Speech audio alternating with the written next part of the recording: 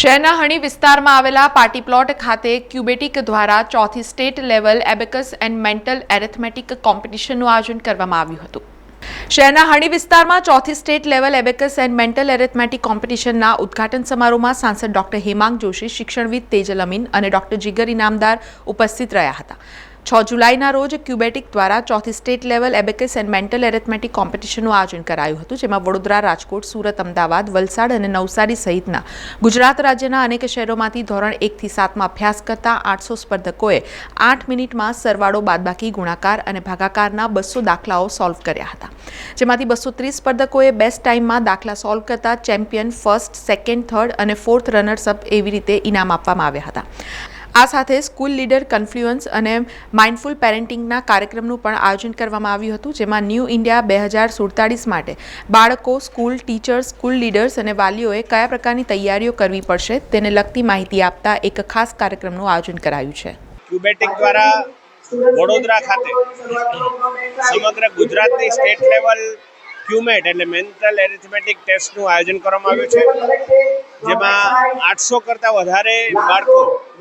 8 મિનિટની અંદર 200 જેટલા સમ સોલ્વ કરવાનું એક મેરેથોન કોમ્પિટિશન અહીંયા આયોજન કરવામાં આવ્યું છે। આ એઆઈ અને ડિજિટલ યુગના જમાનામાં આપણા માનસિક વૃદ્ધિ બાળકોની થાય એ માટે થઈને આ પ્રકારની કોમ્પિટિશન્સ અને આ પ્રકારની જે પ્રેક્ટિસ છે એ ખૂબ જ અગત્યની છે અને એ માટે ક્યુબેટિક પરિવારનો હું ખૂબ આભાર માનું છું અને અભિનંદન પાઠવું છું। એબેકસ અને મેન્ટલ મેથ્સ જે આપણા પ્રધાનમંત્રી શ્રી નરેન્દ્રભાઈ મોદીએ બી એનઈપીમાં ભાર આપ્યો છે કે મેન્ટલ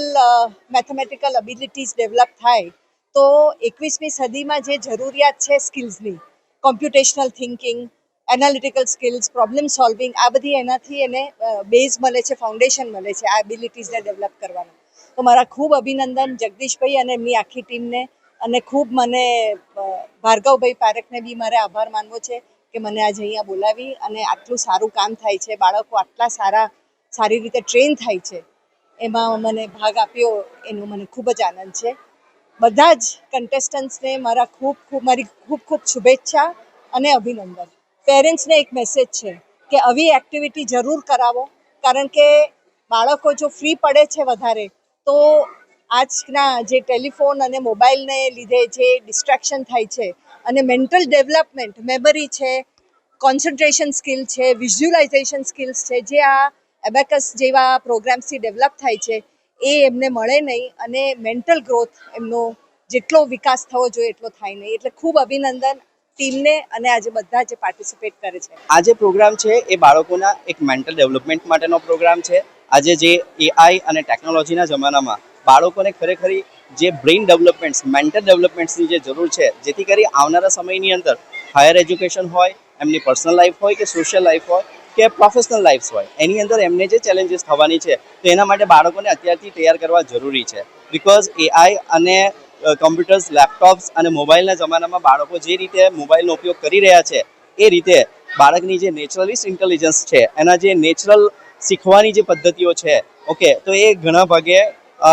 વી કેન સે દૂર થઈ રહી છે અને વી કેન સે એની અંદર જો એને આપણે સમજી લો કે પ્રોપરલી ડેવલપ કોઈક પ્રોસેસથી ના કરીએ, કોઈક એક એમને સ્ટ્રક્ચર એક પ્લેટફોર્મ પ્રોવાઈડ ના કરીએ તો આવનારો સમય બાળકો માટે ચિંતાજનક બની શકે એ 100% નક્કી છે। સમાચારોના સતત અપડેટ માટે TNN ન્યૂઝને YouTube પર સબસ્ક્રાઇબ કરી બેલ આઇકોન પ્રેસ કરો અને અમારી સાથે જોડાયેલા રહો ફેસબુક, ઇન્સ્ટાગ્રામ અને ટ્વિટર ઉપર।